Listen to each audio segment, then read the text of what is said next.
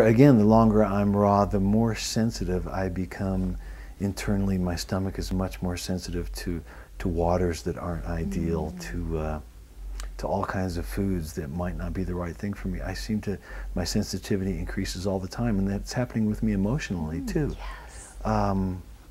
You think this is probably a good thing and something that occurs on a raw diet? I feel like we're getting tuned in. Uh-huh. And I think the more tuned in you get, the more magical your life is, the more you are in the right place at the right time. I think by making conscious right decisions all the time is, good for your spiritual development, good for your happiness. And when you talk about being sensitive, I think that's a good idea. Yes, maybe it makes us more sensitive to the problems of the world and of the planet, but I think that we could all feel pretty good that we're doing the right thing when it comes to all that. Do you think that there's a connection between diet and behavior? Yes, I definitely do. And do you think that's exemplified more with a raw food diet? In a good way, maybe? Well, it seems that eating a more compassionate, a more environmental diet would encourage, that's part of living a way that we say we believe in, that we should walk kinder on the earth and treat one another and, not kill unless it was, an absolute necessity. And so it just seems that it's conscious decisions over and over again, save energy, save time.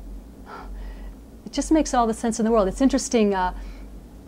Raw is war spelled backwards. Have you heard that? Raw. Wow, I never thought of that. Raw is war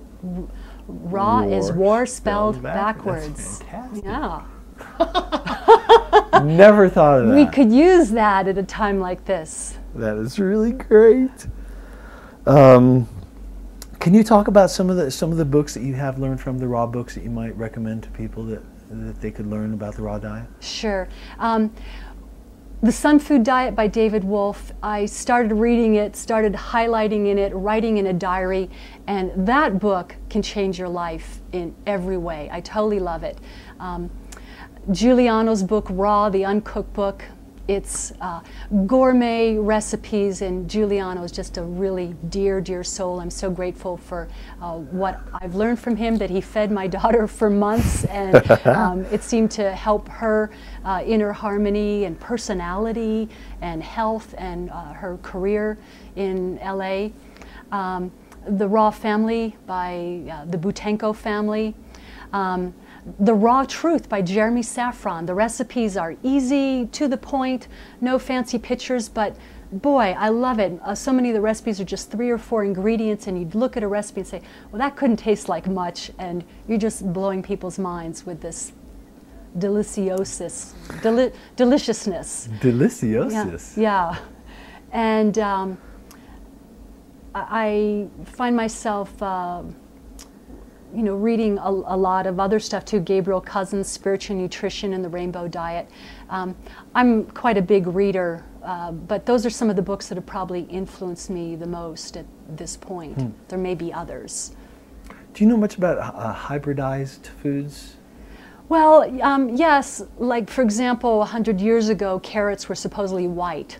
So hybridization made carrots orange, but hybridization is something that does occur in nature. The spearmint plant and the lemon balm plant, if they're in the same family and they're planted too close together, they might kind of cross over. But when we think of hybridization, we often think of someone taking pollen and cross-pollinating them. But it's done within the same genus. There's a big difference between hybridization and genetic modification, which is done between species, like, shrimp genes and tomatoes.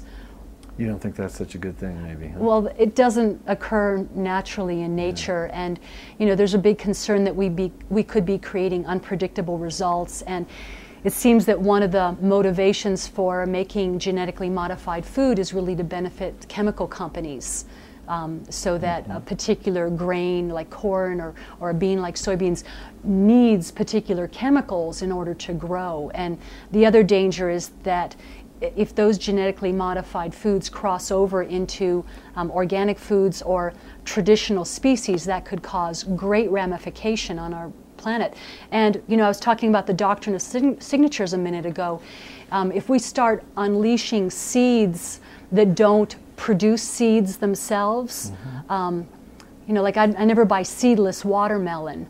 You know, what do you think the effect will be on our reproductive system? Because one of the best foods for our reproductive system are to eat seeds, sunflower seeds, pumpkin seeds, almonds, things high in zinc and vitamin E that contain that germ of life. So if we start producing seeds that don't do that, I think we're going to be causing, you know, great infertility problems in our culture, which is already a problem. That's a prediction that I make.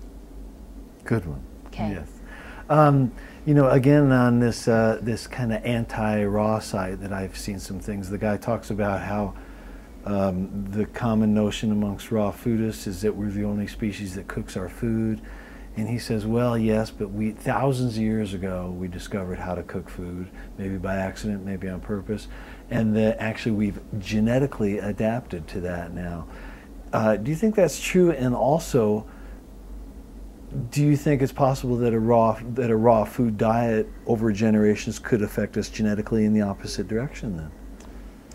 Well, I think that yes, people have done all kinds of things for a few thousand years, including you know, killing each other and you know, harming the planet and all that. So I don't know if we need to continue that. And it may also be that at a time in life when people were, you know, dependent on eating meat, for example, for their very survival, that cooking food might have made it safer. If you had like a, you know, a 4-day-old you know, wild game kill before you could get back to your tribe, cooking it might kill some of the dangers in that. So I can see that during history there might have been benefits in that.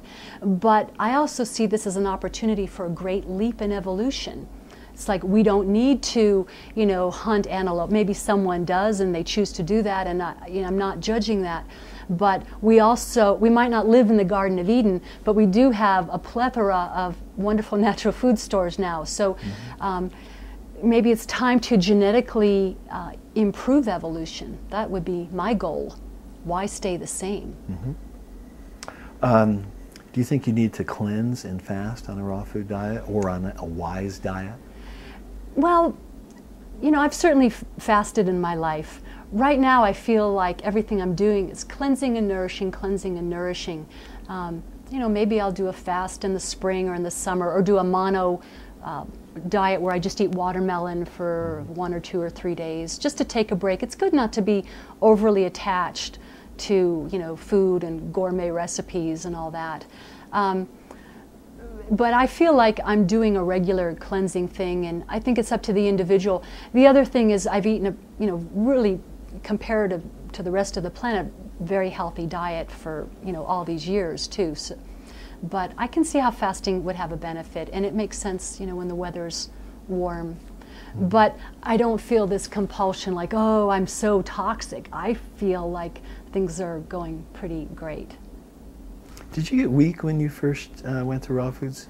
I definitely had a cleansing reaction. I can't say that I got weak, but I've always had like low-grade skin problems, like acne outbreaks. And I went through a period of time where my skin got worse, and it was hard to deal with that. And I've heard that that can happen. Whatever your little ailments are, they may come to the surface. And rather than, oh, I've got to stop this, see that cleansing reaction as a healing blessing. And ever since that, I'd say that, you know, it's been better, and I'm, you know, just continues to get better. So yes, people might have a cleansing reaction, but rather than see that as scary, see that as an opportunity, because sometimes we get sick in order to get well. Is that, do you know the theory of retracing? Have you heard that the most recent ailments will be the first to go, or yeah, it kind of works backwards like that. I think you get deeper and deeper, and yeah, and from the head down, and yeah, there's definitely patterns in the universe that go along with that.